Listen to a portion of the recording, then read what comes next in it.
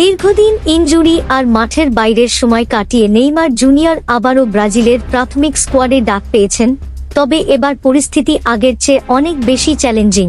Football ক্যারিয়ারের সোনালি সময়ে এসে নেইমার জুনিয়র এখন ক্যারিয়ারের সবচেয়ে কঠিন বাঁক পার করছেন। ইনজুরির গোল ধাঁধা আর মাঠের বাইরের লম্বা সময় পেরিয়ে তিনি আবারও ফিরেছেন ব্রাজিলের প্রাথমিক স্কোয়াডে, কিন্তু এই ফেরাটা এবার আগের মতো সহজ নয়।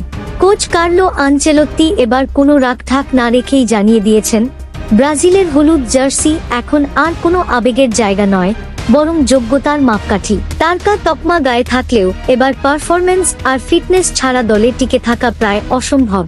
নেইমারের জন্য এবারের এই ডাকটি অনেকটা অ্যাসিড টেস্টের মতো, কারণ সামনেই ব্রাজিলের দুটি অত্যন্ত হাই ভোল্টেজ প্রীতি ম্যাচ রয়েছে। প্রতিপক্ষ হিসেবে একদিকে রয়েছে কিলিয়ান এমবাপ্পের বিধ্বংসী ফ্রান্স, অন্যদিকে চিরপ্রতিদ্বন্দ্বী ক্রোয়েশিয়া। এই দুই ম্যাচের প্রস্তুতির জন্য আনচেলত্তি যখন নেইমারকে কাছ থেকে পর্যবেক্ষণ করতে চেয়েছেন, তখনই ঘটে বিপত্তি। ইনজুরির কারণে সান্তোসের হয়ে মিরাসলের বিপক্ষে ম্যাচে নেইমারের অনুপস্থিতি কোচকে দারুণভাবে হতাশ করেছে। মাঠের বাইরের এই বিশ্রাম নিয়ে এখন ডালপালা মেলছে নানা জল্পনা কল্পনা। ব্রাজিলের নির্ভরযোগ্য সংবাদ মাধ্যমগুলো যেন এখন নেইমারকে নিয়ে খুব একটা আশাবাদী নয়। তাদের মতে, নিয়মিত ম্যাচ খেলার বাইরে থাকার ফলে নেইমার কি আদৌ ফ্রান্স কিংবা ক্রোয়েশিয়ার মতো হাই ইন্টেন্সিটি ম্যাচের ধকল সইতে পারবেন? আগামী রোববার কোরিয়ান্সের বিপক্ষে ম্যাচটি এখন তার জন্য জীবন মরণের লড়াই।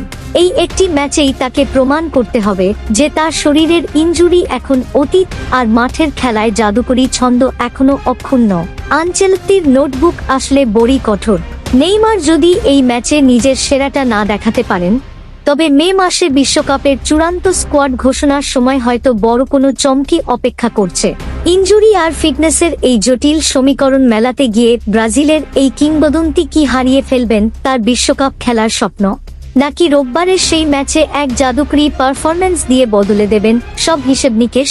পুরো ফুটবল বিশ্ব এখন সেই রোববারের অপেক্ষায়। এখন দেখার বিষয়, ইনজুরি থেকে ফিরে নেইমার কি পারবেন তার হারানো সিংহাসন পুনরায় দখল করতে।